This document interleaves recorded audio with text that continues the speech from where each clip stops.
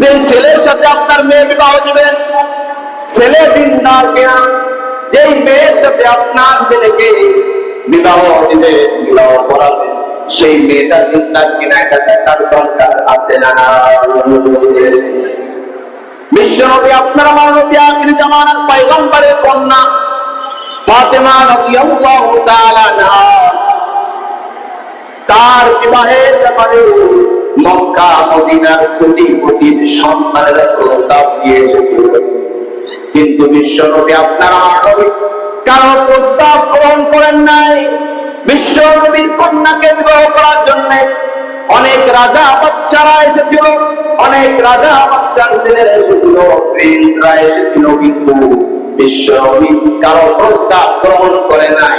বিশ্বনবী আপনার আমার নবী প্রস্তাব গ্রহণ করেছিলেন হযরত আলী রাদিয়াল্লাহু তাআলা আনহুর প্রস্তাব গ্রহণ করে। সুবহানাল্লাহ। যে আলী ভিতরে তাকওয়া ছিল, যে আলীর ভিতরে দিনদারিত্ব ছিল, যে আলীর ভিতরে খোদাবিরত ছিল, বিশ্বনবী সম্পদ দেখেন নাই।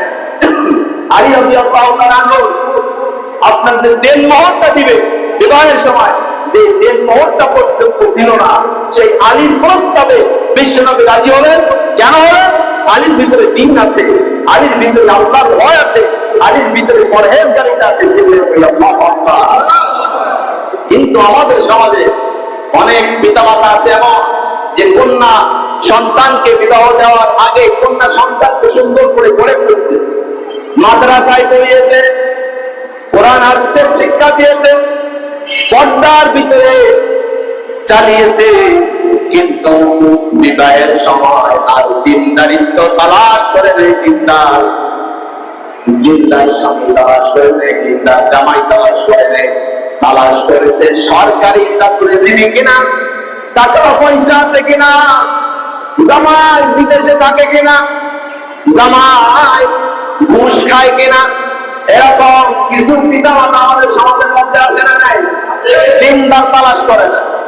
বিয়ের সময় মেয়েকে পর্দায় চালিয়েও দিন শেখানোর পরেও বিবাহের সময় টাকাওয়ালা টাকলা তালাশ করে।